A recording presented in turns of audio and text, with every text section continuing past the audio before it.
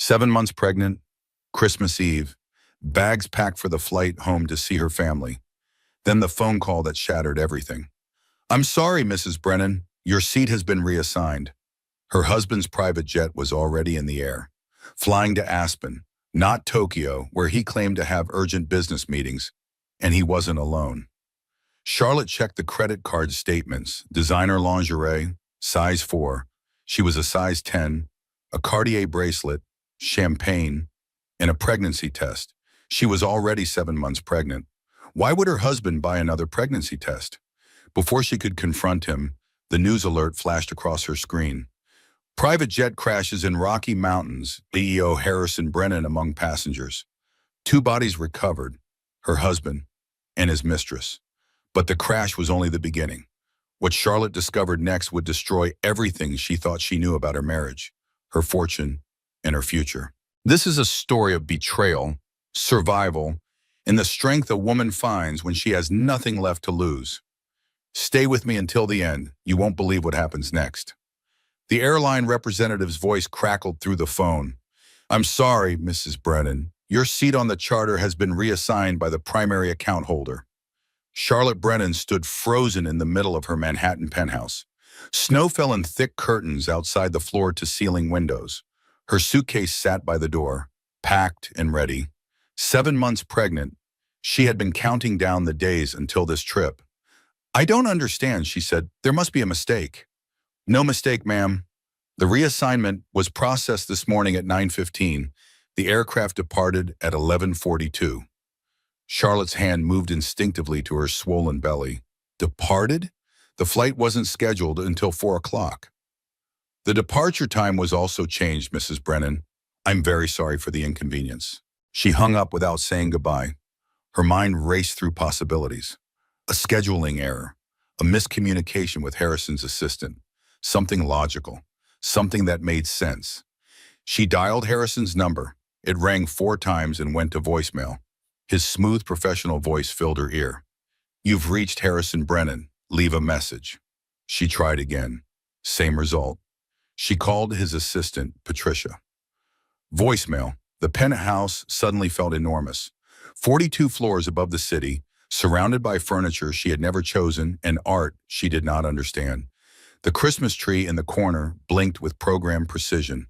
Red, green, gold. Red, green, gold. Charlotte opened the flight tracker app on her phone. Harrison had installed it months ago so she could monitor his business trips. A small gesture of transparency that had seemed thoughtful at the time. She typed in the tail number of his private jet, the Gulfstream G650 he loved more than most things. More than her sometimes. The tracker loaded. A small airplane icon moved across the digital map. The jet was airborne. Current location, somewhere over Pennsylvania. Destination, Aspen, Colorado, not Tokyo. Harrison had told her he had emergency board meetings in Tokyo, December 23rd through the 27th. He had apologized for missing Christmas with her family. He had promised to make it up to her. He had kissed her forehead and called her his good girl for understanding. Charlotte checked his shared calendar, the one he kept updated for her peace of mind. Tokyo, board meetings, 4 days of unavoidable business obligations. But the jet was flying to Aspen. She walked to the window. The city sprawled below, blanketed in white. Millions of people preparing for Christmas Eve, wrapping gifts, baking cookies, gathering with loved ones. And she was alone. Her fingers trembled as she dialed the Aspen house. They had purchased the ski chalet 2 years ago. A wedding gift to themselves, Harrison had called it. She had been there exactly 3 times. The housekeeper answered on the second ring. "Brennan residence." "Loretta, this is Mrs. Brennan."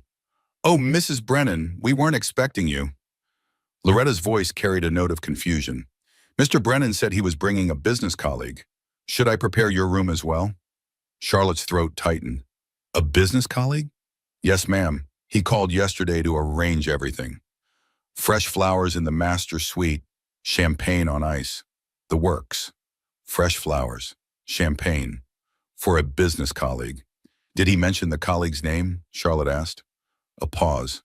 "No, ma'am, just that it was someone from the company. Is everything all right?" "Everything is fine, Loretta. I'll call back later." She ended the call and sank onto the edge of the bed. Their bed. The California king with the 800 thread count sheets that Harrison insisted upon. The bed where they had conceived this baby. Or so she had believed. Her hand found her belly again. The baby kicked. Once, twice, 3 times. She counted the kicks the way she always did when she needed to feel something real. Something true. Something that could not lie to her. Never mind. 2, 3. The baby was real. The baby was true. The baby could not lie. Everything else suddenly felt like smoke. Charlotte sat in that position for a long time. Minutes passed, maybe an hour. The snow kept falling. The Christmas tree kept blinking. The city kept humming 42 floors below. Finally, she picked up her phone and called the one person she trusted completely. Samantha Gallagher answered on the first ring. "Charlie, please tell me you're already on your way to Vermont. Declan has been driving everyone crazy checking the weather reports." "Sam," Charlotte's voice cracked. "Something is wrong." "What happened? Is it the baby?" "No, the baby is fine. It's Harrison." Sam's tone shifted instantly. The lightness vanished. "Tell me." Charlotte told her. The canceled flight, the reassignment, the jet tracker, Aspen instead of Tokyo, fresh flowers and champagne for a business colleague. Sam listened without interrupting. When Charlotte finished, silence stretched between them. "Get your laptop," Sam finally said. "Right now." "What?" "Your laptop. Get it. Open it. We're going through everything." "Sam, I can't just—" "Charlie." Sam's voice was steel-wrapped in velvet. "He canceled your flight on Christmas Eve, while you're 7 months pregnant, while you're supposed to be flying home to see your family. He took his private jet to a ski chalet with champagne and flowers for someone else. You can absolutely just—" Charlotte retrieved her laptop from the home office. Harrison's home office, really. She only used the desk when he was traveling. "What am I looking for?" she asked. "Credit card statements. Start with the last 3 months." Charlotte logged into their joint account, the one Harrison used for household expenses. She scrolled through the charges: grocery delivery, dry cleaning, the decorator who had chosen all the furniture Charlotte never liked. "I don't see anything unusual," she said. "Try his personal card, the black one." "I don't have access to that account."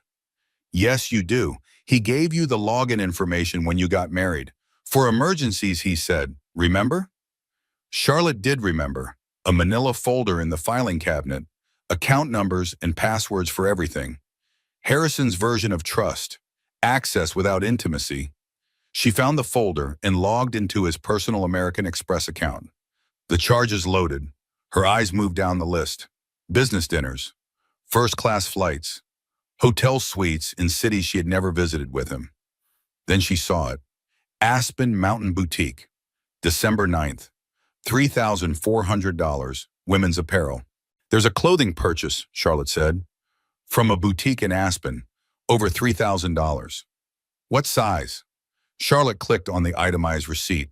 Her stomach dropped. "Size 4, she whispered. Charlotte was a size 10, had been a size 10 even before pregnancy. She was tall, broad-shouldered, built like the swimmer she had been in college. She had never been a size 4 in her life. "Keep looking," Sam said. Charlotte scrolled further. More charges appeared. A jewelry store, a lingerie boutique, a spa, and then buried among the purchases from 2 weeks ago, something that made her blood run cold. Aspen Family Pharmacy, December 11th, $14.99. The item description was clinical, impersonal, home pregnancy test. Charlotte stared at the words until they blurred. She was 7 months pregnant. She had not needed a pregnancy test in over 6 months. Harrison had been with her when she took her test. He had held her hand while they waited for the result. He had cried when the second line appeared. Why would he buy another pregnancy test? "Charlie?" Sam's voice came from far away. "What did you find?" "A pregnancy test," Charlotte heard herself say. "He bought a pregnancy test 2 weeks ago." The silence on the other end of the line was deafening. "I'm coming over," Sam said. "Don't move. Don't call him. Don't do anything until I get there." The line went dead. Charlotte sat in the home office chair, laptop open, credit card statements glowing on the screen. Outside, the snow fell harder. The wind picked up, rattling the windows. She looked around the penthouse, this place she had called home for 3 years, the place where she had planned to raise her daughter. The nursery down the hall, painted pale yellow, filled with furniture she had chosen alone because Harrison was always too busy. She had assembled the crib herself, hung the mobile of silver stars herself, folded the tiny clothes and arranged them by size herself. She had done everything herself. And somehow she had still believed she was not alone. The baby kicked again, harder this time, as if protesting the turmoil in Charlotte's mind. "I know," Charlotte whispered, her hand on her belly. "I know." She didn't know what she knew, but something fundamental had shifted. A crack had appeared in the foundation of her life, and she could feel the whole structure beginning to tremble. The intercom buzzed. Sam, already at the front desk. Charlotte pressed the button to let her up. Then she walked to the window and watched the snow fall over Manhattan. Christmas Eve, the night before the celebration of hope and new beginnings. But for Charlotte Brennan, something was ending. She could feel it in her bones, in the kicks of her unborn daughter, in the cold silence of the penthouse. Something was terribly, irrevocably ending, and she had no idea how deep the wreckage would go. Sam arrived with Thai food, a bottle of sparkling cider, and fury barely contained beneath her calm exterior. "Eat," she commanded, unpacking containers onto the kitchen island. "You're growing a human. You need calories." "I can't eat," Charlotte said. "You can, you will." Sam pushed a container of pad thai toward her. "The baby doesn't care about Harrison's nonsense. The baby wants noodles." Charlotte managed a few bites. The food tasted like cardboard, but Sam watched her like a hawk until she finished half the container. Then they got to work. Sam had brought her own laptop. She was a forensic accountant by trade. Numbers were her native language. Deception left fingerprints she knew how to find.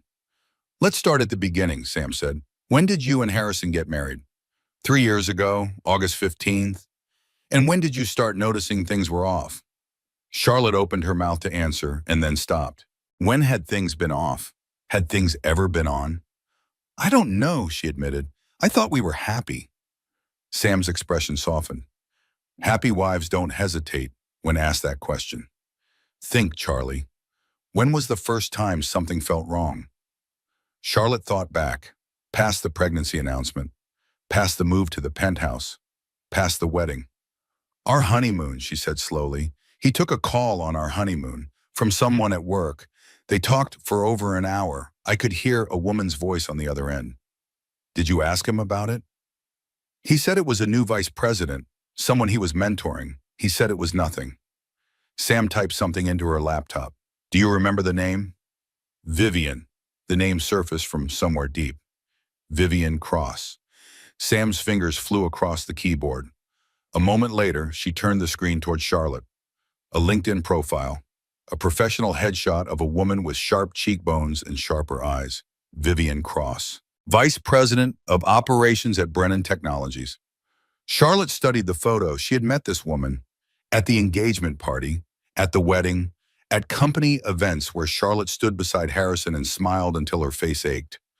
Vivian had always been perfectly polite, perfectly professional. She had toasted to Charlotte's happiness at the engagement party. To Harrison, Vivian had said, champagne glass raised, "who always gets exactly what he wants." Everyone had laughed. Charlotte remembered laughing too. But Vivian hadn't been laughing. Her eyes had been fixed on Harrison, and Harrison had looked away first. "I met her at our engagement, Pedam," Charlotte said. "She gave a toast." "What did she say?" Charlotte told her. Sam's jaw tightened. "Let's look at Harrison's corporate credit card," Sam said. "Do you have access to that?" "I shouldn't." "But do you?" Charlotte hesitated. Then she retrieved another piece of paper from the manila folder. Account numbers for everything. Harrison's version of trust. The corporate card revealed a different story. Business dinners became romantic dinners for two. Client entertainment became couples of spa days. Travel expenses included hotel suites with only one occupant listed, but charges for room service that suggested otherwise. The trail went back 18 months before the wedding, before the pregnancy. "He was with her when he proposed to me," Charlotte said. the realization landing like a physical blow. Sam reached across the table and took her hand. I'm sorry, honey. Why did he marry me? If he was already with her, why bother? Sam sighed. Because men like Harrison don't marry their mistresses. They marry women like you. Respectable, accomplished, good on paper. They keep the mistress for excitement and the wife for appearances. Charlotte pulled her hand away. I'm not an appearance. No, you're not. But Harrison treated you like one. Sam's voice was gentle but firm. The question now is what you're going to do about it. Before Charlotte could answer, her phone buzzed. Harrison's mother, Nora Brennan, the woman who had never quite approved of Charlotte, who had asked pointed questions about her family's modest background, who had given her a Hermes scarf for Christmas last year and then mentioned 3 times that it cost more than Charlotte's monthly salary at her old job. Charlotte let it go to voicemail. A text followed immediately. Merry Christmas, dear. Harrison mentioned you were feeling unwell. Rest up. Feeling unwell. That was his excuse. He had told his family she was sick. Too sick to travel, too sick to join the Brennan family Christmas in Connecticut. He had rewritten reality to suit his narrative, and everyone had believed him. Charlotte showed Sam the text. Sam's expression darkened. He's covering his tracks, making sure no one asks why you're not with him. But I was supposed to be in Vermont, not Connecticut. Right. So he tells his family you're sick, and if anyone in Vermont calls, he tells them your plans changed. Sam shook her head. Classic compartmentalization. He keeps his worlds separate so no one compares notes. Charlotte's phone rang again. This time it was Declan, her older brother, the one she was supposed to be flying home to see. She answered. Charlie, Declan's voice was warm and worried. What's going on? Your flight tracker shows the jet landed in Aspen hours ago. I know. But you're not on it. I know. A pause. Declan was not a man who needed things spelled out. He had practically raised Charlotte after their parents' accident. He knew her better than anyone except Sam. Tell me, he said. Charlotte told him. Everything. The canceled flight, the credit card statements, Vivian Cross, 18 months of betrayal dressed up as business. When she finished, Declan was silent for a long moment. When he spoke again, his voice was quiet and dangerous. I'm coming to get you. Tomorrow. First thing. You're not spending another night in that man's house. Declan, I can't just leave. There's the baby to think about. The prenup. The prenup can burn for all I care. You're my sister. That's my niece you're carrying. I'm coming to get you. Charlotte felt tears prick her eyes. She blinked them back. Okay, she whispered. Okay. After she hung up, Sam helped her to the bedroom. Charlotte lay on the California King with the expensive sheets and stared at the ceiling. Try to sleep, Sam said. I'll stay in the guest room. We'll figure everything out tomorrow. But sleep would not come. Charlotte's mind raced through 3 years of marriage. Every late night at the office, every business trip, every time Harrison checked his phone and angled the screen away from her. She had noticed. Of course she had noticed. She had filed the observations in a drawer in her mind labeled Things I Don't Want to Examine. Now the drawer had burst open, and everything she had refused to see came spilling out. At 2 a.m, she gave up on sleep. She wandered through the penthouse, seeing it differently now. The art on the walls, Harrison had chosen every piece. She had asked once if she could hang a photograph her father had taken before he died. Harrison had smiled and said it didn't match the aesthetic. The furniture, modern, angular, uncomfortable. She had wanted a soft couch where she could curl up with a book. Harrison had said soft couches looked cheap. The nursery was the only room that felt like hers. Brightly yellow walls, warm lighting, a rocking chair that Harrison had called suburban but allowed because it made her happy. She stood in the nursery doorway, her hand on her belly. The baby stirred but didn't kick. I'm sorry, Charlotte whispered. I'm sorry I didn't see it sooner. She walked to the nursery closet. Inside were gifts she had wrapped for Harrison. A first edition Hemingway he had mentioned wanting years ago, cufflinks engraved with the baby's due date, a leather journal for his thoughts.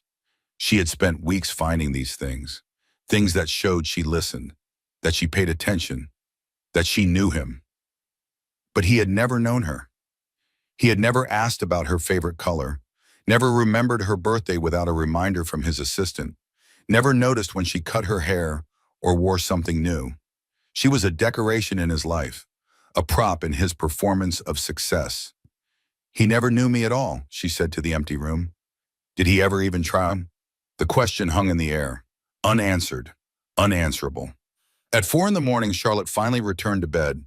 She did not sleep, but she closed her eyes. The baby kicked twice, then settled. Outside, the snow stopped falling. Christmas Day dawned gray and cold. Charlotte lay still, waiting for the sun to rise, waiting for Declan to come, waiting for whatever came next. Her phone lit up on the nightstand, a news alert. She almost ignored it. Almost.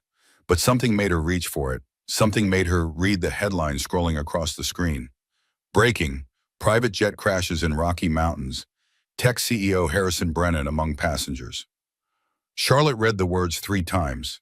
They did not make sense. They could not make sense. She sat up in bed. Her heart pounded. Her hands shook. She read the headline again. Private jet crashes. Harrison Brennan among passengers. The baby kicked hard, as if she too had read the news, as if she too understood that everything had changed. Charlotte dropped the phone and screamed. Sam came running. She found Charlotte sitting up in bed, phone on the floor, face white as the snow outside. "What happened?" Sam demanded. "Is it the baby?" Charlotte pointed at the phone. Sam picked it up. Read the headline. Her expression shifted from fear to shock to something Charlotte couldn't name. "Oh my God," Sam breathed. She turned on the television. Every channel carried the story. Footage of search helicopters circling snowy peaks, grave-faced anchors speaking in somber tones. The Gulfstream G650 went down approximately 40 miles from Aspen during a sudden storm, one anchor reported. Search and rescue teams are en route, but conditions remain severe. Visibility is near zero. Charlotte watched the footage in a daze. The mountains where the plane had crashed were beautiful, pristine, deadly.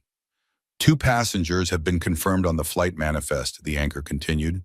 CEO Harrison Brennan of Brennan Technologies and company executive Vivian Cross. Ms. Cross served as vice president of operations. The screen showed their photographs side by side. Harrison in a professional headshot, confident, handsome. The face she had woken up next to for 3 years. Vivian in her LinkedIn photo, sharp cheekbones, sharper eyes. The woman who had raised a glass to Harrison getting exactly what he wanted. Sam muted the television. "Charlie, look at me." Charlotte turned. Sam's face was fierce with concern. "How are you feeling right now?" Charlotte considered the question. How was she feeling? The man she had married was possibly dead on a mountainside, with his mistress, the night before Christmas. "I don't know," she admitted. "I should feel something." "Shouldn't I?" "There's no should. Whatever you're feeling is valid." Charlotte's hands moved to her belly. The baby was awake now, rolling and kicking. "I feel hollow," Charlotte said, "like someone scooped out my insides and forgot to put anything back." Sam sat beside her on the bed, took her hand, held it tight. "The next few hours are going to be chaos. His family will call, the board will call, lawyers will call. You don't have to answer any of them." "Not yet." Charlotte nodded. But even as she did, her phone began to ring. It didn't stop for hours. Harrison's mother called first, hysterical, demanding to know what Charlotte knew. Had she heard from him? Had there been any warning? Why wasn't she on the plane with him? Charlotte answered carefully. She knew nothing. She had no warning. She wasn't on the plane because her seat had been reassigned. "Reassigned?" Nora's voice turned suspicious. "What do you mean, reassigned?" "I mean, someone else took my place." The silence on the other end was heavy. Nora was many things, but stupid was not one of them. She could do the math. 2 passengers, Harrison and Vivian, no room for the pregnant wife. "We'll discuss this later," Nora said, and hung up. More calls followed. Harrison's business partner, James Calloway, speaking in half sentences that seemed designed to communicate nothing. Board members asking whether she knew anything about the company's financial situation. Lawyers wanting to schedule meetings for after things settle. Charlotte answered them all, said as little as possible, played the role of the shocked wife. But inside she was calculating. If Harrison was dead, what happened to her? The prenup had been clear. In the event of divorce, she got a modest settlement and nothing more. But in the event of death, she was the primary beneficiary of his estate. She had never expected to be a widow at 30. She had never expected to be anything except Harrison's wife. Now she might be something else entirely. By noon, Sam forced her to eat again. By 2, Declan called to say he was driving down from Vermont instead of flying. The airports were chaos, everyone trying to get somewhere for Christmas. "I'll be there by tonight," he promised. "Just hold on." Charlotte held on. At 4 o'clock, the news reported that search teams had reached the crash site. The weather had cleared enough for helicopters to land. They were recovering what they could from the wreckage. At 6 o'clock, the news reported 2 bodies found. At 8 o'clock, Charlotte's phone rang with an unfamiliar number. "Mrs. Brennan?" A professional voice. Female, carefully neutral. "This is Dr. Patricia Holloway with the Eagle County Coroner's Office. I'm calling about your husband." Charlotte's grip tightened on the phone. "Yes?" "We've completed preliminary identification of the remains recovered from the crash site. I'm sorry to inform you that the deceased have been positively identified as Harrison James Brennan and Vivian Marie Cross." The words landed like stones dropped into still water. Charlotte felt the ripples but couldn't respond to them. "Miss Brennan, are you there?" "Yes, I'm here." "I understand this is difficult. We'll need you to come in to handle some paperwork. At your convenience, of course. There's no rush." "Thank you." Charlotte ended the call. Harrison was dead. The man she had married, the father of her unborn child, the person who had promised to love and cherish her until death, he was dead, and she felt nothing. No grief, no relief, no anger, just an echoing emptiness where emotion should be. Sam watched her carefully. "Charlie?" "He's dead," Charlotte said. The words sounded strange, foreign, like someone else was speaking them. They confirmed it, both of them. Sam exhaled slowly. "How do you feel?" That question again. Charlotte turned it over in her mind, examined it from every angle. "I feel like I should feel something," she said, "but I don't. Is that wrong?" "No, it's shock. Your body is protecting you from too much at once." Sam paused. "What do you want to do right now?" Charlotte considered. The penthouse felt suffocating. The Christmas tree still blinked in the corner. The phone still buzzed with incoming calls she didn't want to answer. "I want to take a bath," she said. "I want to be alone for a few minutes." "Okay, I'll be right outside if you need me." Charlotte walked to the bathroom, the marble one, Italian, designed by someone Harrison flew in from Milan. Cold and sterile, like everything he had chosen for their life together. She filled the tub with water too hot for pregnancy. She didn't get in. Instead, she sat on the edge, fully clothed, watching the steam rise. Her reflection wavered in the water. A woman she barely recognized, 7 months pregnant, recently widowed, betrayed in ways she was only beginning to understand. She picked up her phone, opened the photo gallery, scrolled through images of her marriage, the wedding. She had worn her mother's veil. Harrison had cried during the vows. At the time, she had thought the tears were happiness. Now she wondered what they really meant. The honeymoon, Bailey, a resort so expensive it had made her uncomfortable. Harrison laughing at her discomfort. "You'll get used to nice things," he had said. Had it been a promise or a warning? The pregnancy announcement. That photo shoot they had done for social media. Harrison's hand on her belly, his smile perfect for the camera. Practiced. Performative. Were any of those moments real? She thought about the life she had imagined. Raising their daughter together. Family dinners. School plays. The mundane magic of watching a child grow. Harrison had been planning to leave her. The pregnancy test on his credit card made that clear. Vivian was pregnant too. He was building a new family to replace the one he had barely started. Charlotte set down the phone, looked at her reflection again. "I was being gaslit the whole time," she said aloud. The words felt true, solid. He made me think I was crazy for noticing things were wrong. The fog on the bathroom mirror obscured her face. She reached out and drew a line through it. Then another, then another. When she stepped back, she realized what she had drawn. Bars. She had drawn the bars of a prison, and she had been locked inside it for 3 years. Declan arrived at 11 that night. He walked into the penthouse, took one look at Charlotte, and pulled her into a hug that lasted 5 full minutes. "I've got you," he murmured into her hair. "Whatever happens, I've got you." Charlotte let herself be held, let herself feel small and safe for just a moment. Her big brother had always been her rock, even when their parents died, even when she made the terrible mistake of marrying Harrison Brennan. Declan had tried to warn her. She hadn't listened. He was too kind to say, "I told you so." He just held her and let her cry. When she finally pulled away, Sam had tea ready. They sat together in the kitchen, the only warm room in the cold penthouse. "What happens now?" Declan asked. Before Charlotte could answer, the intercom buzzed. Someone at the front desk. "James Calloway for Mrs. Brennan. He says it's urgent." Charlotte exchanged glances with Sam and Declan. "Let him up." James arrived 5 minutes later, Harrison's business partner, a nervous man with thinning hair and a habit of speaking in half-truths. Charlotte had never liked him, but Harrison had insisted they were close. Tonight, James looked worse than nervous. He looked terrified. "Mrs. Brennan," he glanced at Sam and Declan, "I need to speak with you privately." "These are my people," Charlotte said. "Whatever you have to say, they can hear." James hesitated. Then he sat down heavily on one of the uncomfortable modern chairs. "The company is in trouble," he said. "Massive trouble. Harrison has been cooking the books for 3 years." The words hung in the air. Charlotte felt them settle over her like ash. "What do you mean, cooking the books?" Sam asked. Her forensic accountant instincts were clearly activated.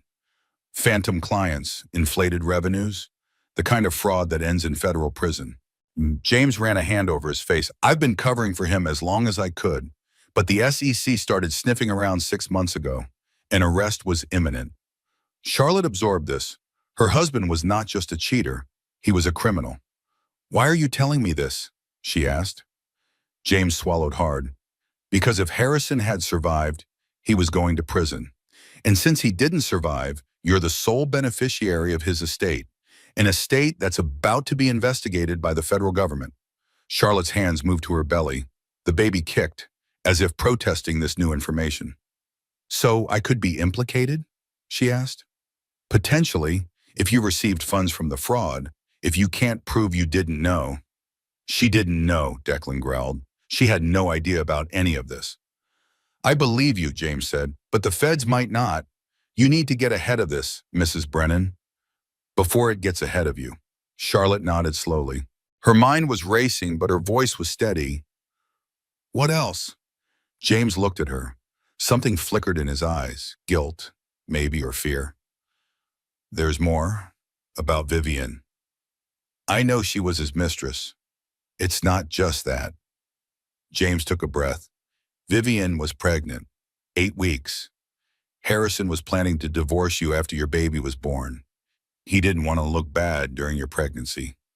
The blow landed harder than she expected. She had suspected the pregnancy test was for someone else, but hearing it confirmed was different. Visceral. Another woman carrying her husband's child. A child that was now gone, crashed into a mountainside with its parents. She should feel something. Horror, grief, something. But the emptiness remained. "He was going to leave me," she said. It wasn't a question. Yes, he had already begun moving assets, restructuring things, making sure you got as little as possible when the divorce went through. James wouldn't meet her eyes. "I'm sorry, Mrs. Brennan. I should have warned you sooner." "Yes, you should have." James flinched at the coldness in her voice. "I know. I'm trying to make it right now." Sam leaned forward. "What exactly do you know about the asset restructuring? Were there offshore accounts? Trusts?" James nodded. "A trust in the Cayman Islands. I don't have the details, but I know it exists. Harrison mentioned it once when he was drinking. Said it was his insurance policy." "Insurance against what?" "Against everything falling apart." His words. James stood. "That's all I know. I just wanted to warn you before anyone else came knocking. The feds, the board, Harrison's mother. They're all going to want something from you. Be careful who you trust." He left without saying goodbye. The penthouse fell silent. Charlotte sat very still, processing everything she had learned. Her husband was a fraud, a cheat, a criminal. He had been planning to abandon her and their child for another woman and another child. And now he was dead. The irony was almost beautiful. "I need to call Ted Whitmore," Charlotte said finally. "He was my father's attorney. He's the only lawyer I trust." "It's almost midnight," Sam pointed out. He'll answer. He did. Ted Whitmore was 72 years old, semi-retired, and devoted to the Murphy family. He had handled her parents' estate. He had reviewed her prenup before she signed it. He had been the only person in Harrison's orbit who ever seemed to actually see her. Charlotte, his voice was warm despite the hour. I heard about Harrison. I'm so sorry. Don't be. He was a monster. A pause. Ted was not a man easily surprised, but that seemed to catch him off guard. I see. I need you here, Ted, tomorrow morning. Bring everything, the prenup, the will, Harrison's corporate structure, everything you can get your hands on. Charlotte, what's going on? I'll explain when you get here. Just promise me you'll come. Of course. First thing in the morning. She hung up. Declan and Sam were watching her with identical expressions of concern. You should sleep, Declan said. This will all still be here tomorrow. But Charlotte wasn't tired. Something had shifted inside her. The victim she had been for 3 years was beginning to fade. In her place, something harder was emerging. She walked to the window. The city sparkled below. Millions of lives and millions of stories. And here she was, in a penthouse prison she had helped decorate, standing at the window, looking out through the bars she had only just begun to see. She didn't choose this war. Harrison had chosen it for her. 3 years ago, when he said his vows with another woman's name on his lips. 18 months ago, when he decided his wife was expendable. But she was going to fight it. I'm not going to let them destroy me, she said to the window, to the city, to herself. I'm not going to let them take anything else. Sam came to stand beside her. We won't let them. Declan joined them. Whatever you need, Charlie, I'm here. Charlotte looked at them both, her best friend, her brougham, the only people in the world who had never let her down. Thank you, she said. Both of you. Outside, the city hummed with Christmas lights and holiday cheer. Inside, Charlotte Brennan began to plan her surrender off of him. Ted Whitmore arrived at 8 the next morning. He carried a briefcase stuffed with documents and an expression that suggested he had not slept. I did some digging last night, he said by way of greeting. You were right to call me. They gathered in the dining room. Charlotte, Sam, Declan, and Ted around a table that had never been used for anything but show. Ted opened his briefcase. The documents inside were organized with the precision of a man who had practiced law for 50 years. Let's start with the will, he said. Harrison filed a new one last month, without your knowledge. Charlotte felt her stomach tighten. A new will? Yes. Ted slid a document across the table. The previous will left everything to you and your children. Standard estate planning for a married couple. This new version is different. Charlotte scanned the document. Legal language she only partially understood. But certain phrases jumped out. 1/3 to Charlotte Brennan and any children of the marriage. 1/3 to any future children. 1/3 to the Sunrise Trust. Any future children, Sam read aloud. That's Vivian's baby. Almost certainly. Ted nodded. He was planning ahead, making sure his other family was provided for. And the Sunrise Trust? Charlotte asked. What is that? That's what concerns me. It's registered in the Cayman Islands. I can't access the records from here. But given what James told you about the company finances, I have suspicions. Charlotte stared at the will. Her husband had spent his final weeks restructuring his estate to minimize what she received, moving money to offshore trusts, making provisions for the child of his mistress. He had been planning to leave her. The will change, the hidden trust, the pregnancy. All of it pointed to the same conclusion. He was going to divorce me, Charlotte said flatly, after the baby was born. He was going to take everything he could and start over with Vivian. Ted didn't deny it. Based on what I'm seeing, yes, that appears to have been the plan. Charlotte sat back in her chair, her hands moved to her belly. The baby was quiet now, as if she too was absorbing this information. What does this mean for me? Legally? It's complicated. Ted shuffled through more documents. Harrison's estate is substantial. Even after the fraud investigation concludes, there will likely be significant assets remaining. Under this will, you're entitled to 1/3. But he was planning to divorce me. Doesn't that change things? Planning is not doing. Harrison died married to you. The will reflects his intentions at death, not his future plans. Ted paused. However, there's another issue. The fraud investigation will likely freeze many of the assets. It could take years to sort out what's legitimate and what isn't. Sam leaned forward. What about the Cayman Trust? If Harrison was hiding money offshore, can Charlotte claim it? Possibly. It depends on how the trust was structured. We'll need to investigate further. Charlotte looked at the documents spread across the table. Her husband's legacy, reduced to paper and numbers. I don't care about the money, she said. I care about protecting myself and my daughter. Whatever is clean, I'll take. Whatever is dirty, I don't want. Ted nodded slowly. That's the right approach. Cooperating with the investigation will help your position. Clinging to tainted assets will hurt it. The morning passed in a blur of legal strategy. Ted explained the probate process, the investigation timeline, the various parties who would have claims against the estate. By noon, Charlotte's head was spinning. She excused herself to lie down, and Sam followed her to the bedroom. How are you holding up? Sam asked. Charlotte sank onto the bed. The baby kicked, and she rubbed the spot where a small foot pressed against her side. I keep waiting to feel grief, she said. He's dead. My husband is dead. I should be devastated. You're grieving something, Sam said gently. Just maybe not him. Charlotte considered this. What was she grieving? Not Harrison?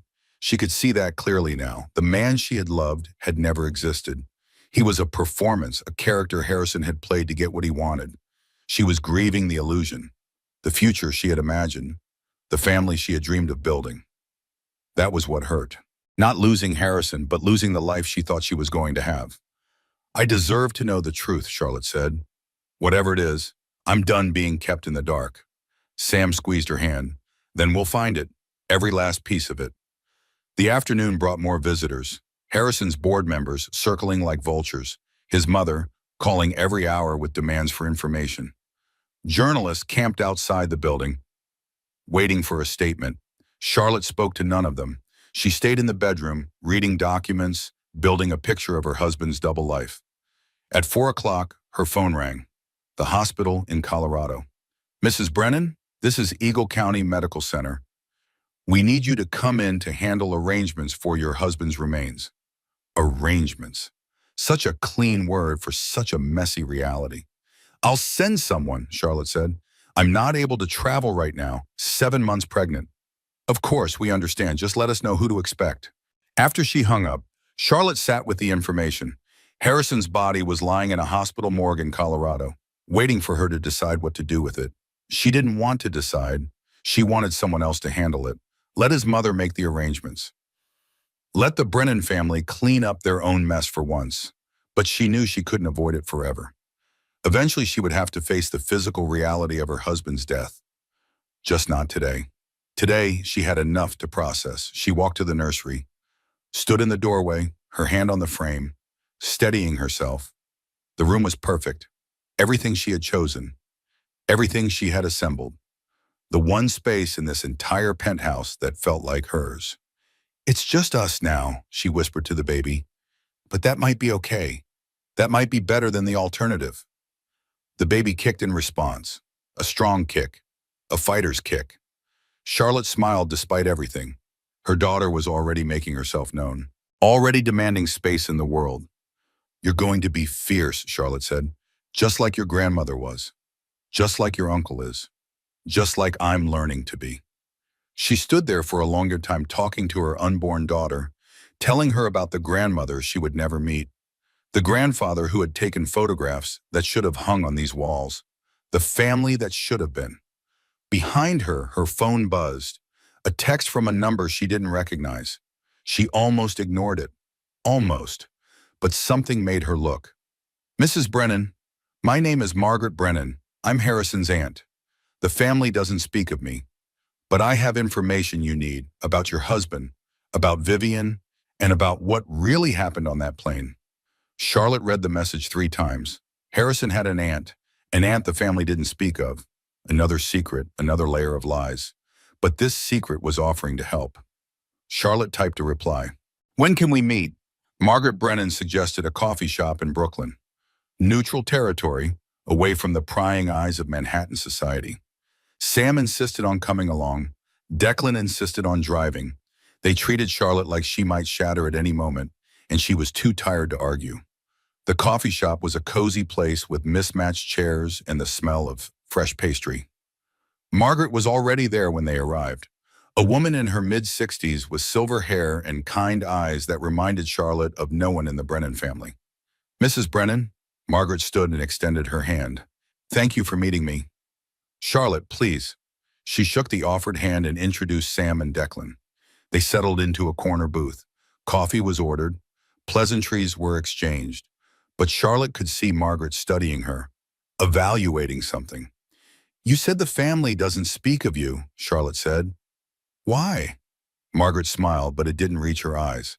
"I was erased when Harrison was 12. I tried to report his father for financial crimes. The family chose money over truth. They always do." "What kind of financial crimes?" "Fraud, embezzlement, the same things Harrison was doing, as it turns out." Margaret sipped her coffee. The apple didn't fall far from the tree. Charlotte absorbed this. Harrison's father had died 5 years ago, a heart attack during a business trip. Harrison had spoken of him with reverence, a mentor, a role model, a criminal, apparently, just like his son. "You said you have information," Charlotte prompted, "about Harrison and Vivian."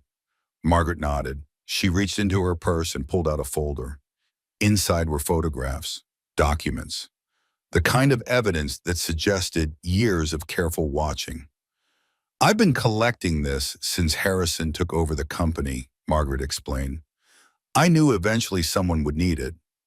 I just didn't expect that someone to be his widow." Charlotte looked through the photographs. Harrison and Vivian at business dinners, on vacation, at events where Charlotte had not been invited. One photograph stopped her cold. Harrison and Vivian in what looked like a jewelry store. Vivian trying on rings while Harrison watched with an expression Charlotte recognized. Love, or something like it. "When was this taken?" Charlotte asked. "6 months ago, just before you announced your pregnancy." 6 months ago, Harrison had been shopping for rings for another woman while Charlotte was planning their baby's nursery. "Vivian wasn't just his mistress," Margaret continued. "She was his partner. In everything. The fraud started when she joined the company.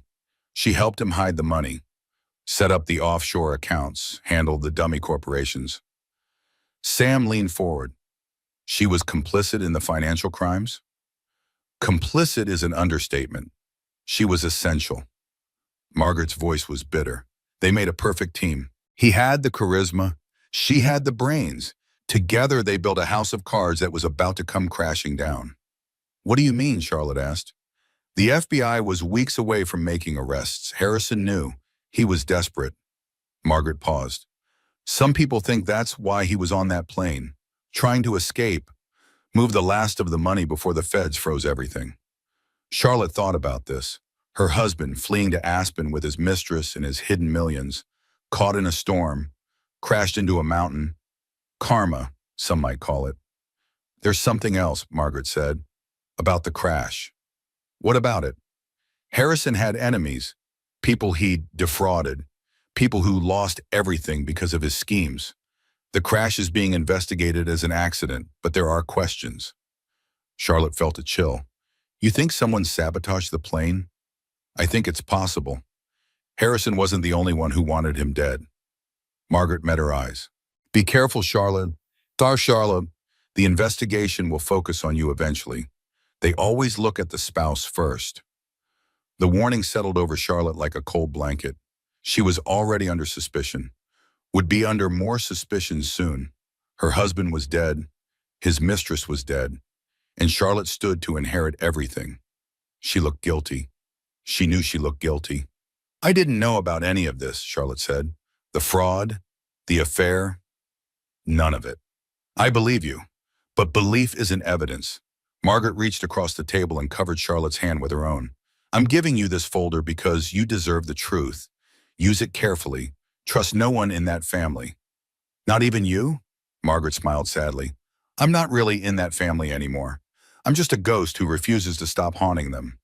The meeting ended with an exchange of phone numbers and a promise to stay in touch. Charlotte left the coffee shop with the folder of evidence and a head full of new information. In the car, Declan drove while Sam flipped through the photographs.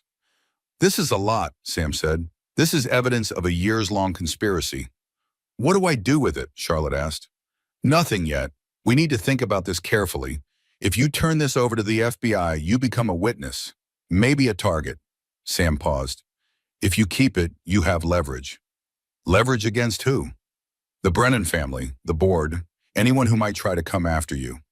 Charlotte looked out the window, Brooklyn passing by, then the bridge, then Manhattan rising like a forest of glass and steel.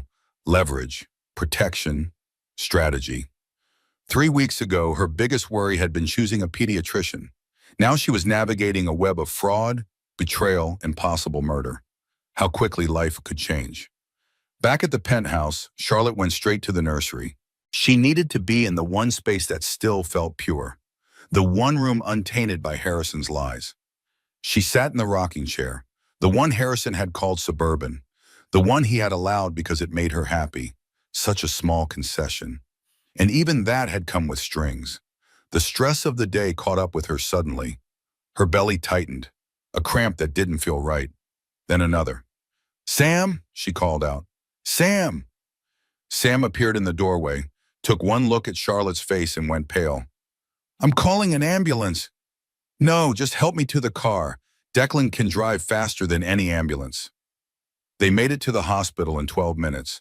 Charlotte was rushed to labor and delivery, monitors strapped to her belly, nurses speaking in calm but urgent tones. The diagnosis came an hour later. False labor, brought on by stress. To Rebecca Mitchell, her obstetrician, was kind but firm. "The baby is fine, but you are not. Your blood pressure is elevated. Your stress hormones are through the roof. I'm putting you on bed rest." "For how long?" "Until that baby is ready to come out." Dr. Mitchell's eyes softened. "I know you're going through something terrible, Charlotte. I read the news, but your body is telling you to slow down. The baby needs you to slow down. Are you listening?" Charlotte nodded. Tears pricked her eyes. The first real tears she had cried since learning Harrison was dead. Not for him, never for him, for the baby, for the tiny life she was responsible for protecting. "I'm listening," she whispered. "I hear you." Dr. Mitchell patted her hand. "Good. Now rest. Doctor's orders." Charlotte lay back against the hospital pillows. Monitors beeped around her. The baby's heartbeat, strong and steady, filled the room. She was still lying there an hour later when a figure appeared in the doorway. Nora Brennan, Harrison's mother, dressed impeccably in black, as if she had already begun mourning. "We need to talk," Nora said. Her voice was ice. "About what you're going to say to the press, about how you're going to behave, and about that baby you're carrying, my grandchild." Charlotte met her mother-in-law's eyes, saw the calculation there, the entitlement, the absolute certainty that she would get what she wanted. "I'm on bed rest," Charlotte said. "Doctor's orders. This conversation will have to wait." "It most certainly will not." Nora stepped into the room. "Harrison is dead. Vivian is dead. And you're lying in a hospital bed, holding all the cards. Do you think I don't know what you're planning?" "I'm planning to rest, as my doctor instructed." Nora's mouth thinned. "Don't play innocent with me, Charlotte. I know you went through Harrison's accounts. I know you've been asking questions. I know you met with Margaret today." So she had spies. Charlotte wasn't surprised. "Margaret had information I needed," Charlotte said calmly, "about my husband's crimes." "Alleged crimes. Nothing has been proven." "Give it time." Nora's composure cracked just slightly. Fear flickered behind her eyes before she masked it. "The family will handle the funeral," she said. "The family will handle the press. You will appear as the grieving widow. You will say nothing about Vivian, nothing about the investigation, nothing that could damage the Brennan name. And if I refuse?" Nora's smile was thin as a blade. "Then we contest the will. We claim the baby isn't Harrison's. We bury you in litigation until that child is in college. Your choice, Wenderbaum." Charlotte looked at her mother-in-law, this woman who had never liked her, never approved of her, never missed an opportunity to remind her that she wasn't good enough for the Brennan family. "I'm going to protect my child," Charlotte said. Her voice was quiet but steady. "Whatever it takes. Whoever I have to fight." She reached over and pressed the nurse call button. "I'd like this visitor removed from my room," she said when the nurse appeared. "She's causing me stress, and I'm on bed rest." Nora sputtered with outrage. "You can't be serious." "Perfectly serious. Please leave." The nurse, bless her, didn't hesitate. "Ma'am, I'm going to have to ask you to step out." Nora left, but not before shooting Charlotte a look of pure venom, a promise of war. Charlotte lay back against the pillows and closed her eyes. Let her come, let them all come. She was done being afraid. Ted Whitmore arrived at the hospital within an hour of Nora's departure. He had heard about the confrontation from Sam and rushed over. "She's bluffing about contesting paternity," he assured Charlotte. "We have medical records from the IVF. Harrison is definitively the father." Charlotte blinked. "IVF?" Ted's face changed. "You didn't know? The fertility treatments?" "What fertility treatments?" A long pause. Ted consulted his notes, clearly uncomfortable. "Harrison had a low sperm count. The pregnancy was assisted through in vitro fertilization. I assumed you knew." Charlotte stared at him. Another lie. Another piece of her life that wasn't what she thought. She remembered the weekend she conceived. The expensive hotel in the Hamptons. The champagne, the romantic dinner. Harrison had told her it happened naturally, that their love had made a miracle. But there had been doctors, procedures, medical interventions, all without her knowledge. "How is that even possible?" she asked. "How could I be pregnant through IVF without knowing?" Ted looked deeply uncomfortable. "I don't have details about the medical side, but the financial records show payments to a fertility clinic. Significant payments." Charlotte felt sick. Not from the pregnancy, from the violation. Her body, her baby, even that had been controlled, manipulated, decided without her consent. "I want those records," she said. "All of them. I want to know exactly what was done to me." "Of course, I'll get them." After Ted left, Charlotte lay in the dark hospital room and tried to process this new betrayal. Harrison had never told her about his fertility issues, had never consulted her about treatments, had simply arranged for her to become pregnant without her knowledge. The romantic weekend hadn't been romantic. It had been medical, clinical, calculated, just like everything else in their marriage. She thought about the IVF process, the appointments she must have had without realizing their true purpose. Harrison had always insisted on going with her to the doctor. She had thought he was being supportive. Now she wondered what he had been hiding. The baby kicked, strong and insistent. "None of that matters," Charlotte whispered to her daughter. "You're real. You're wanted. You're mine." She would fight for this child with everything she had, against Harrison's memory, against his family, against whatever else emerged from the wreckage of his lies. The next few days passed in a blur of bed rest and strategy. Declan took over dealings with the funeral home. Sam handled the press inquiries. Ted navigated the legal labyrinth of Harrison's estate.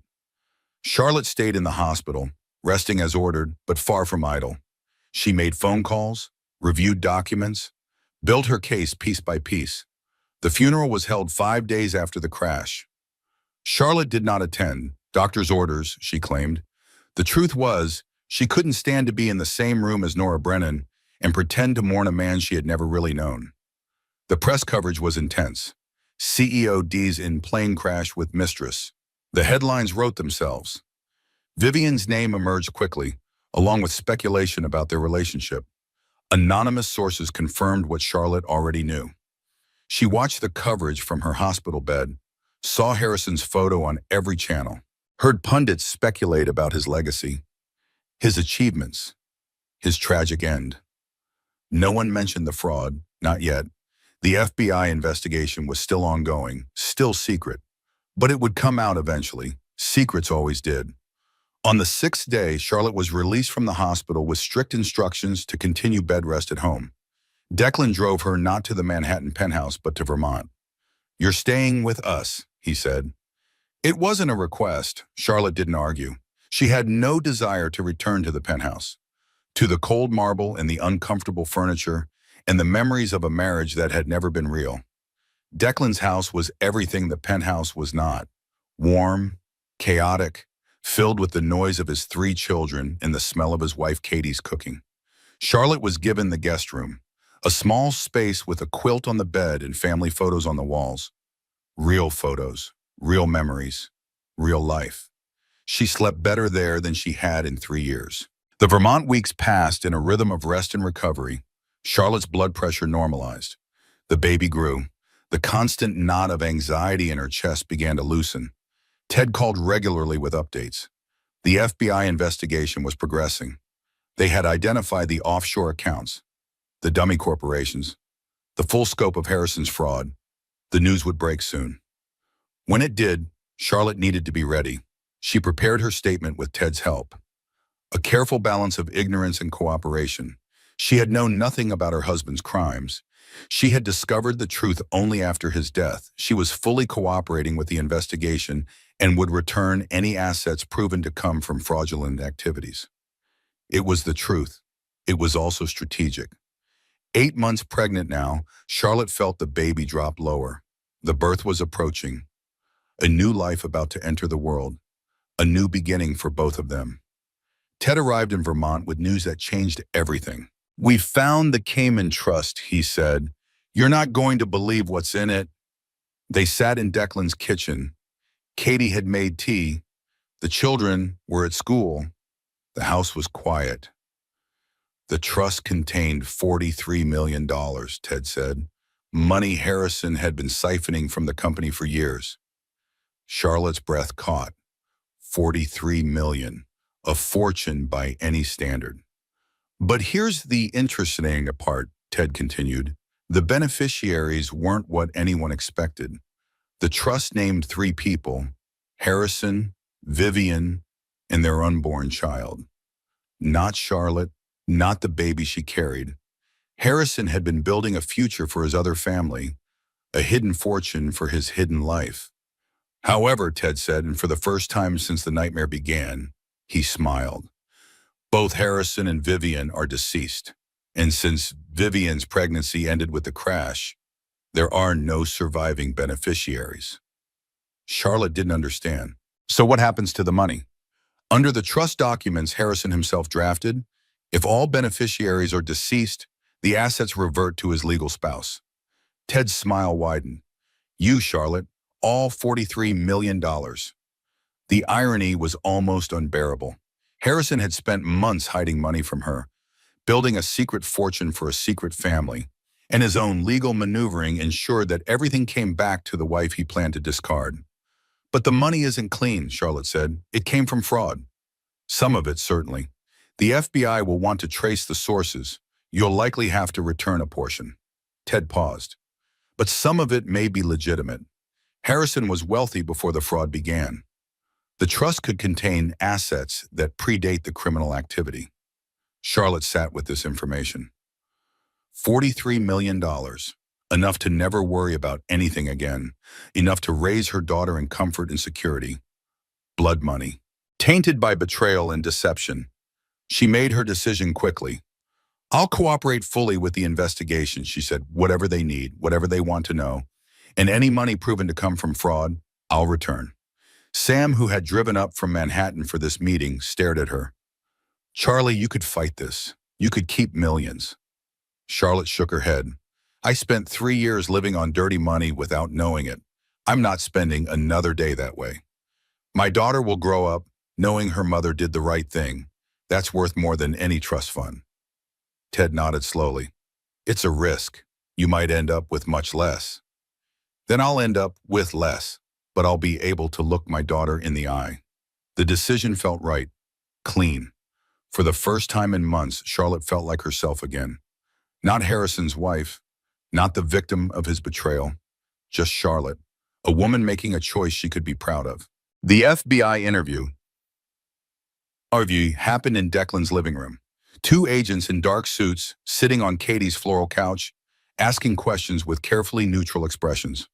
Charlotte answered everything honestly. James Calloway's late-night visit, Margaret's folder of evidence, every suspicious detail she had noticed but ignored during her marriage. She held nothing back, not out of spite against Harrison. He was beyond spite now. But because honesty was the only path forward that she could live with, the agent seemed surprised by her cooperation. Most spouses protected their interests. stonewalled, demanded lawyers, and made the investigation difficult. Charlotte gave them everything: the passwords, the account numbers, the trail of breadcrumbs that Harrison had carelessly left behind. Mrs. Brennan, the lead agent said as the interview concluded, your testimony could bring down several other executives who were complicit in your husband's schemes. Are you prepared for the consequences? The Brennan family will retaliate. Charlotte looked at her belly. 8.5 months now. The baby would be here soon. My daughter deserves a mother she can be proud of, Charlotte said. Let them come. The agent nodded with something like respect. We'll be in touch. They packed up their files and left. Charlotte sat in the sudden silence, processing what she had done. She had just made powerful enemies. Nora Brennan, the board members who had enabled Harrison's fraud, the network of people who had profited from his schemes. They would come for her, with lawyers and lawsuits and every weapon money could buy. Let them. A week later, the news broke. Harrison Brennan's billion-dollar fraud exposed. The headlines were brutal. The coverage was relentless. Every news channel dissected his crimes, his laws, his double life. The Brennan name, so carefully cultivated over generations, was destroyed in 48 hours. Charlotte watched none of it. She was too busy preparing for the baby's arrival. Washing tiny clothes, assembling the portable crib Katie had dug out of storage, practicing breathing techniques with a video on her laptop. Normal things, human things, the small rituals of bringing a new life into the world. The money situation resolved itself faster than anyone expected. The FBI traced the $43 million to its sources. Roughly half came from legitimate sources: Harrison's inheritance, early stock options, money that predated the fraud. The other half would be returned to the victims of Harrison's schemes. Charlotte signed the paperwork without hesitation. $20 million, gone with a stroke of her pen. She kept the legitimate portion. Enough to live comfortably, to raise her daughter without financial worry, to never depend on anyone the way she had depended on Harrison. Ted called it a good outcome. Sam called it madness. Declan just hugged her and said he was proud. Charlotte felt something she hadn't felt in years. Peace, not happiness. Not yet. The wounds were too fresh, the betrayals too deep. But peace, a quiet certainty that she was finally on the right path. She was sitting in Declan's garden when the contractions started. At first, she thought it was another false alarm, more stress-induced cramping. She breathed through it, waited for it to pass. It didn't pass. It intensified. Declan, she called out, I think it's time. The drive to the hospital was a blur. Katie at the wheel, Declan in the back seat with Charlotte, holding her hand, timing contractions. 4 minutes apart, he reported. That's too fast, Katie said. Hold on. They made it with an hour to spare. The labor was long, 18 hours of pain and exhaustion and moments of terror when the monitors showed things that made the nurses frown. But Charlotte pushed through. She had been through worse, after all. A little physical agony was nothing compared to the emotional devastation of the past months. And then, at 3:47 in the morning, her daughter was born. Screaming, perfect, alive. The nurse placed the baby on Charlotte's chest, a tiny body, slick and warm, with a shock of dark hair in her grandmother's eyes. Charlotte looked at her daughter and felt something crack open in her chest. All the grief, all the anger, and all the betrayal, it didn't disappear, but it faded against the weight of this small body in her arms. Hello, Eleanor, Charlotte whispered. I've been waiting for you. Eleanor Murphy Brennan, named for Charlotte's grandmother, a woman who had raised 5 children alone during the Depression and never complained once. A survivor's name, a fighter's name. Sam arrived an hour later, having driven through the night from Manhattan. She took one look at the baby and burst into tears. She's beautiful, Sam managed. She's absolutely beautiful. Declan arrived with Katie and the kids. The small hospital room filled with noise and laughter and the particular chaos of family. Real family, the kind Harrison had never understood. Margaret Brennan visited that afternoon. She brought a gift, a locket that had belonged to Harrison's grandmother, the good grandmother, the one who had died when Harrison was young. She would have loved this baby, Margaret said. She would have loved you for standing up to the family. Charlotte clasped the locket around her neck. Inside was a tiny photograph, a woman with kind eyes and a defiant smile. Family isn't blood. And Tito, Margaret continued, it's who shows up, who fights for you. Remember that. Charlotte looked around the room, at Sam, who had dropped everything to be here, at Declan, who had always protected her, at Katie, who had opened her home without a second thought, her family, the one she had chosen. I'll remember, Charlotte promised. That night, alone in the hospital room with her sleeping daughter, Charlotte finally let herself feel everything she had been holding back. The grief.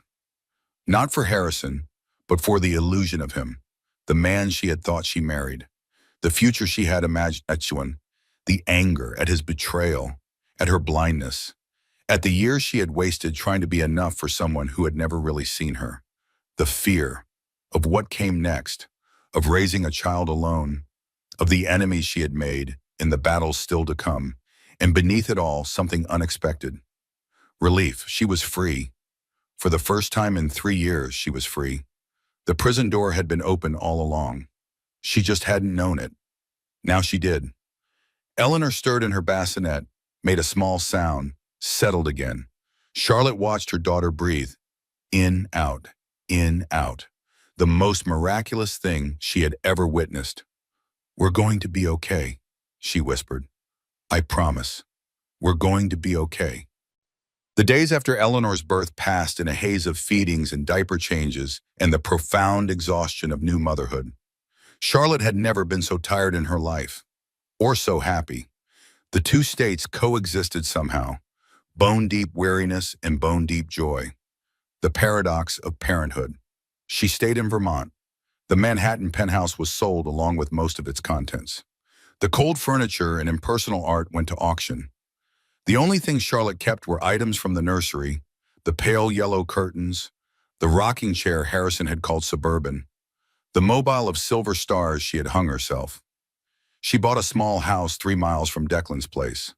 Nothing like the penthouse. A Cape Cod with a wraparound porch and creaky floors and a garden that needed work. She loved it. Eleanor thrived. She was a good baby, as babies went. She slept in reasonable stretches. She ate hungrily. She watched the world with her grandmother's eyes, alert and curious. She looks like Mom, Declan said one evening watching Eleanor in her bouncy seat. I know, Charlotte smiled. It's like having a piece of her back. Their mother had died 15 years ago, a car accident that had also taken their father. Charlotte had been 15, Declan had been 27. He had stepped up, became both brother and parent, made sure Charlotte finished school and went to college. He was still stepping up, still showing up, still being the family she could count on. The FBI investigation concluded 3 months after Eleanor's birth. Several executives from Brennan Technologies were indicted. James Calloway pleaded guilty to lesser charges in exchange for testimony. The company itself was dismantled, its assets liquidated to repay investors. The Brennan name, once synonymous with success, became synonymous with scandal. Nora Brennan retreated from public life. The last Charlotte heard, she had moved to Florida, far from the society that had once celebrated her family. Good riddance. Charlotte's cooperation with the investigation proved wise. She was never charged with anything, never implicated in Harrison's crimes. The forensic accountants confirmed what she had always known. She had been kept in the dark about everything. A victim, not a co-conspirator. The legitimate portion of Harrison's estate came to her eventually. Not 43 million, but enough. More than enough. She invested it carefully, set up a trust for Eleanor, donated a portion to organizations that help victims of financial fraud. The dirty money was returned. She never regretted that decision. Life settled into a new rhythm. Morning walks with Eleanor in her stroller, playdates with Declan's kids, quiet evenings on the porch, watching the sun set over the Vermont mountains. Charlotte returned to work part-time, consulting for a nonprofit that helped women in financial abuse situations. The irony was not lost on her. She had been one of those women, after all, kept ignorant, kept dependent, kept in a gilded cage she hadn't even recognized as a cage. Now she helped others recognize theirs. 6 months after Eleanor's birth, an unexpected visitor arrived. Charlotte was in the garden planting tomatoes when a car pulled into the driveway. She looked up, expecting Sam or maybe Katie. Instead, she saw a woman she didn't recognize at first. older, gray-haired, face lined with grief. Vivian's mother. Charlotte's hands stilled on the trowel. She had not seen this woman since the phone call after the crash. The brutal phone call where Vivian's mother had blamed Charlotte for everything. Mrs. Murphy. Charlotte stood, brushing dirt from her jeans. I wasn't expecting you. I know. The woman's voice was different now, softer, exhausted. I came to apologize. They sat on the porch. Eleanor napped in the pack and play just inside the screen door. The afternoon was warm, filled with birdsong. I blamed you, Vivian's mother said. When Vivian died, I needed someone to hate. You were convenient. I understand. No, you don't. The woman's eyes were red-rimmed. I knew what Vivian was doing. With your husband, with the company. I knew and I said nothing. Because she was my daughter, and I wanted to believe she knew what she was doing. Charlotte listened, said nothing. The things they found in the investigation. Vivian's mother shook her head.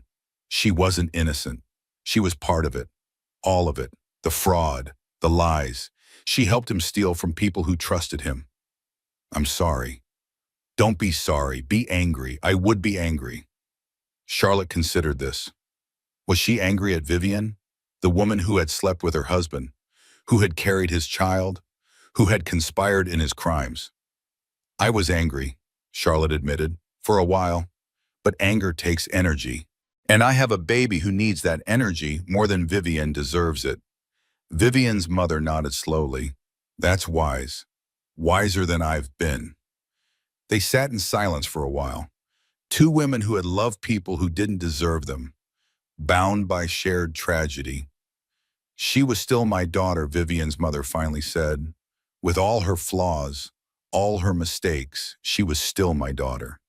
Charlotte thought about Eleanor, sleeping peacefully inside, a whole life ahead of her. We can't choose who we love, Charlotte said. We can only choose who we become after. Your daughter made her choices. You don't have to carry them.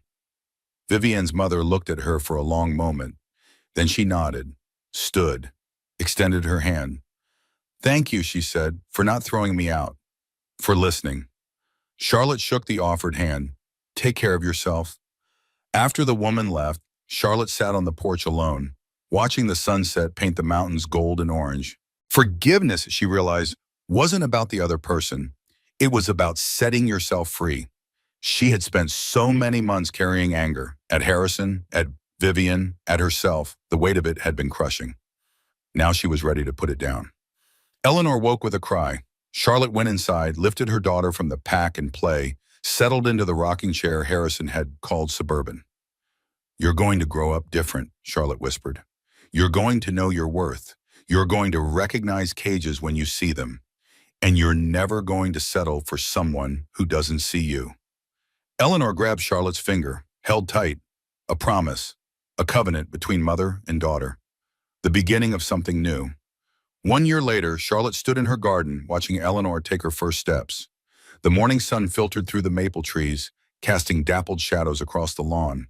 Birds sang in the branches overhead. The air smelled of fresh-cut grass and the tomatoes ripening on the vine. Eleanor stood in the middle of the yard, her chubby legs wobbling beneath her. She had pulled herself up using the garden bench. Now she stood alone, arms outstretched for balance, face scrunched in concentration. Come on, baby girl, Charlotte called softly. Come to Mama. Eleanor took one step, wobbly, uncertain. Her arms windmilled. She took another step, then another. Her face broke into a grin of pure triumph. That's it, Charlotte encouraged. You're doing it. Keep going. 4 steps, 5 steps, 6. Eleanor's confidence grew with each successful footfall. She was walking, actually walking, crossing the distance between the garden bench and her mother with the determination of a mountaineer summiting Everest. 7 steps. 8. Then her foot caught on a tuft of grass. She tumbled forward, landing on her well-padded bottom with a soft thump. Charlotte held her breath, waiting for the Instead, Eleanor laughed. She rolled onto her hands and knees, pushed herself back up, and tried again. That's my girl, Charlotte whispered. Her eyes stung with tears she didn't try to hide. You keep trying. You will get there. Eleanor took 3 more steps before falling again. And again. Oh, she got up. Again she tried. On her 4th attempt, she made it all the way to Charlotte's outstretched arms. Charlotte scooped her up, showering her face with kisses. "You did it! You walked! My brave, brilliant girl!" Eleanor grabbed fistfuls of Charlotte's hair and laughed that pure, unfiltered baby laugh that made everything else fade away. Behind them, applause erupted. Charlotte turned to find her porch full of people. Declan and Katie with their 3 kids, Sam, who had driven up from Manhattan for the weekend, Margaret Brennan, who had become a regular visitor, even Ted Whitmore, who had made the trip from Connecticut. They had gathered for Eleanor's first birthday party. But the party had been derailed by this milestone. Everyone had abandoned the cake and presents to witness Eleanor's first steps. "Did you get it on video?" Sam demanded, waving her phone. "Every second," Katie confirmed, holding up her own phone. "From 3 different angles." Declan crossed the yard and ruffled Eleanor's hair. "Walking at 11 months. She's an overachiever, just like her mother." "I was never an overachiever," Charlotte protested. "You graduated summa cum laude while working 2 jobs. You ran a marathon for charity with a sprained ankle. You rebuilt your entire life in less than a year while caring for a newborn." Declan raised an eyebrow. "Face it, Charlie, overachieving is in your blood." Charlotte looked at her daughter. Eleanor was watching her uncle with fascination, reaching for his beard. "Then she comes by it honestly," Charlotte said, "from both sides of the family." The birthday party resumed. Cake was cut, presents were opened. Eleanor showed more interest in the wrapping paper than the toys inside, which delighted everyone. Charlotte's house filled with noise and laughter and the particular chaos of family. Real family, the kind you chose, the kind that chose you back. She stood in the kitchen doorway, watching the scene unfold. Declan wrestling with his kids on the living room floor. Katie and Sam comparing photos on their phones. Margaret helping Eleanor stack blocks that immediately got knocked down. Ted approached with 2 cups of coffee. He handed one to Charlotte. "Quite a change from a year ago," he observed. "That's an understatement." "You've built something good here, Charlotte. Something real." She looked around. The small house with its creaky floors and drafty windows. The mismatched furniture from estate sales and thrift stores. The finger paintings already covering the refrigerator, courtesy of Declan's kids who considered Eleanor's house their second home. Nothing like the Manhattan penthouse. Nothing cold or sterile or chosen by designers who never asked her opinion. Everything here was hers. Everything here was real. "I have," she agreed. "Finally." After the party, after the guests had gone home and the house had been cleaned and Eleanor had been bathed and put to bed, Charlotte sat on her porch. The stars were coming out. Vermont stars. Countless and brilliant, unpolluted by city lights. Sam joined her with 2 glasses of wine, non-alcoholic for Charlotte, who was still nursing. "You look happy," Sam said. "Like actually happy, not performing happiness." Charlotte considered this. For 3 years she had performed happiness. Smiled when she didn't feel like smiling. Said everything was fine when everything was falling apart. Played the role of the satisfied wife because the alternative was too terrifying to contemplate. Now she didn't have to perform anything. "I am happy," she said. The words felt strange. True. Like wearing clothes that finally fit after years of squeezing into the wrong size. "For the first time in years, I'm actually happy." "You deserve it." "I know." Charlotte smiled at her own words. "That's the part I'm still getting used to, knowing I deserve good things." Sam clinked her glass against Charlotte's. "To knowing what you deserve. And refusing to settle for less." They sat in comfortable silence, watching the stars multiply. The night was warm. Crickets sang in the grass. Somewhere in the distance, an owl called. "The publisher called again," Sam said eventually. "About the book." Charlotte nodded. She had been expecting this conversation. A major publisher had approached her 6 months ago. They wanted her story. The betrayal, the fraud, the crash plane and the mistress and the pregnant wife left behind. The redemption that followed, a tale of a woman who lost everything and built something better from the ashes. She had been hesitant at first.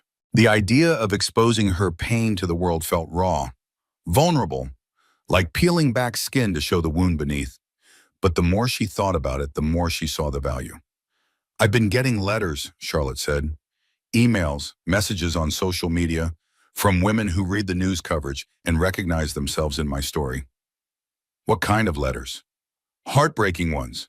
Women trapped in marriages and men who control them, who gaslight them, who make them feel crazy for noticing things are wrong." Charlotte's voice tightened. One woman wrote that she had been making excuses for her husband for 15 years. She said reading about Harrison made her realize she wasn't imagining things, that her instincts were right. Sam was quiet for a moment. "What did you tell her?" "I told her to trust herself, that the prison door might be open, even if she couldn't see it yet." Charlotte paused. She left him 3 weeks later. She sent me a photo of herself and her kids at their new apartment. She looked terrified and exhausted and absolutely radiant. "Because of you. Because of her. I just gave her permission to believe what she already knew." Sam turned to face her fully. "That's why you should write the book. Not for the money or the publicity. For the women who need to hear that they're not alone." Charlotte had reached the same conclusion weeks ago. She just hadn't been ready to say it out loud. "I'm going to do it," she said now. "The book." Sam's face broke into a grin. "Good. The world needs to hear your story." "Our story," Charlotte corrected. "You and Declan were part of it too. I couldn't have survived without you. We were the supporting cast. You were the hero." Charlotte laughed. "I don't feel like a hero. Heroes never do. That's how you know they're real." They talked late into the night about the book, about Charlotte's consulting work with the nonprofit, about Sam's latest forensic accounting case, which involved a hedge fund manager who made Harrison look like an amateur, about the future. "Have you thought about dating again?" Sam asked eventually. Charlotte nearly choked on her wine. "Dating, Sam? I've been divorced for less than a year. Widowed, technically." "Same difference, and I have a 1-year-old. When exactly would I find time to date?" Sam shrugged. "I'm not saying you have to. I'm just asking if you've thought about it." Charlotte had thought about it. Late at night, when Eleanor was asleep and the house was quiet and loneliness crept in around the edges. She missed being touched, missed having someone to talk to at the end of the day, missed the simple comfort of another body in the bed beside her. But she also remembered how badly she had chosen last time, how she had ignored every red flag in favor of the fairy tale, how she had lost herself so completely in Harrison's shadow that she had forgotten what her own light looked like. "Maybe someday," she said carefully. "When I'm ready, when I know who I am well enough that I won't lose myself again." Sam nodded. "That's a good answer. It's the honest one." After Sam went to bed, Charlotte stayed on the porch. The night deepened around her, the stars wheeled overhead in their ancient patterns. She thought about the woman she had been a year ago, pregnant and alone in a penthouse that had never felt like home, discovering that her entire marriage was built on lies, that the man she loved had never existed. That woman had been shattered, broken into pieces she wasn't sure could ever be reassembled. But here she was, whole, healed, not the same as before, better, stronger, remade by fire into something more resilient. Harrison's betrayal was the worst thing that ever happened to her, and also the best. The prison door had been open all along. She just needed the courage to walk through. Inside, the baby monitor crackled, Eleanor stirring in her crib. Charlotte listened for a moment, but the sounds settled, just as a dream, nothing that needed attention. She thought about the dreams she had abandoned when she married Harrison, the career she had set aside because he preferred her at home, the friendships she had let wither because he demanded all her attention, the person she might have become if she had never met him. Some of those dreams were gone forever. Others could still be reclaimed. The book was one of them. She had always wanted to write, had majored in English before switching to marketing because Harrison said it was more practical, had filled journals with stories and observations and the kind of thoughts she never spoke aloud. Now she would speak them. For herself, for Eleanor, for every woman trapped in a gilded cage of her own. The next morning dawned clear and warm. Charlotte woke early, as she always did now. The quiet hours before Eleanor woke had become precious. Time to think, to plan, to be herself without any demands. She made coffee, carried it to the porch, sat in the rocking chair that had once belonged to her grandmother, the one Harrison had called suburban and allowed only grudgingly. Now it was hers, in a house that was hers, in a life that was finally, fully hers. She opened her laptop and began to write. The words came slowly at first. Painful words, memories she had tried to bury, moments of shame and fear, and the particular agony of loving someone who didn't love you back. But as she wrote, something shifted. The pain didn't disappear, but it transformed, became something useful, something that could help others. She wrote about the first red flags she had ignored. Harrison's irritation when she questioned him, his way of making her feel stupid for having concerns, the slow, insidious erosion of her confidence. She wrote about the good times too, because there had been good times, moments when she had genuinely believed she was happy, when she had looked at her husband and seen the man she wanted him to be rather than the man he was. She wrote about the night she discovered the truth, the canceled flight, the credit card statements, the pregnancy test that wasn't for her, and she wrote about what came after, the crash, the revelations, the long, difficult process of rebuilding a life from the wreckage. She was still writing when Eleanor woke. Charlotte saved her work, closed the laptop, and went to get her daughter. Eleanor was standing in her crib, arms raised, face bright with morning joy. "Good morning, sunshine," Charlotte said, lifting her out. "Ready for another adventure?" Eleanor grabbed Charlotte's face with both hands and planted a wet, open-mouthed kiss on her nose. "I'll take that as a yes." The day unfolded in the rhythm Charlotte had come to cherish. Breakfast with Eleanor in her high chair, more food on her face than in her mouth. A morning walk through the neighborhood, Eleanor pointing at everything from her stroller. Nap time while Charlotte worked. Afternoon play in the garden. Declan stopped by with his kids after school.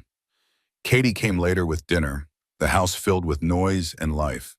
This was Charlotte's world now, chaotic and messy and absolutely perfect. After dinner, she found a quiet moment to call Ted Whitmore. "I've made a decision about the foundation," she said. Charlotte had been planning this for months, a foundation in Eleanor's name to help victims of financial fraud, funded by the legitimate portion of Harrison's estate, a way to transform his ill-gotten gains into something good. "I want to announce it on the anniversary of the crash," Charlotte continued, December 23rd, 1 year to the day. "That's a powerful statement," Ted said. "That's the point. Harrison spent his life taking from people. This foundation will give back. It feels right." They discussed the details, board members, funding structures, the legal complexities of turning blood money into something healing. When she hung up, Charlotte felt a weight lift from her shoulders, another piece of the puzzle falling into place, another step toward the life she was building. The weeks that followed were busy. The book took shape, chapter by chapter. The foundation paperwork was finalized. The announcement was drafted and redrafted and approved by lawyers. Eleanor continued to grow. She went from walking to running in what felt like days. She learned new words. Mama, more, no, the holy trinity of toddlerhood. She learned Charlotte's name too, called her Mama with increasing clarity. Each time, Charlotte's heart cracked open a little wider. December approached, the anniversary of the crash, the anniversary of everything falling apart and everything beginning to come together. Charlotte had been dreading it, expecting the day to be hard, to bring back all the pain she had worked so hard to process. But when December 23rd arrived, she woke feeling not grief but gratitude. A year ago, she had been trapped in a lie. Now she was free. A year ago, she had been alone in ways she hadn't even recognized. Now she was surrounded by people who loved her. A year ago, her future had been built on quicksand. Now it was built on bedrock. The foundation announcement went out that morning, press releases, social media posts, a website with the information about how to apply for help. Within hours, the response was overwhelming. Messages of support, donations from strangers, applications from victims who had never expected anyone to believe them, let alone help. Charlotte read as many as she could. Each story was different. Each story was somehow the same. Betrayal, loss. The particular devastation of trusting someone who was never worthy of that trust. She responded personally to as many as possible. You are not alone, I believe you. Help is coming. Small words, but she knew from experience how much small words could matter. That evening, Sam arrived for what had become their annual tradition. Wine on the porch, stars overhead, honest conversation about the year behind and the year ahead. You did it, Sam said, settling into her usual chair. You actually did it. Did what? Everything. The book, the foundation, the whole phoenix rising from the ashes thing. Sam shook her head in admiration. A year ago, I wasn't sure you were going to survive. Now look at you. Charlotte looked at herself, really looked. Not in a mirror, but in her mind's eye. She saw a woman who had been broken and rebuilt, who had lost everything and gained something better, who had walked through fire and emerged not unscathed, but undefeated. I almost didn't, she admitted. Survive, I mean. There were nights when I couldn't imagine how to get through the next day. When the weight of everything felt like it would crush me. What kept you going? Charlotte thought about it. The answer was simple and complicated all at once. Eleanor, at first it was just Eleanor, knowing that she needed me, that I couldn't fall apart because someone was depending on me to hold it together. And later? Later, it was me. I realized I wanted to survive. Not for anyone else, for myself, because I deserved a good life and I was the only one who could build it. Sam raised her glass. To building good lives. To recognizing we deserve them.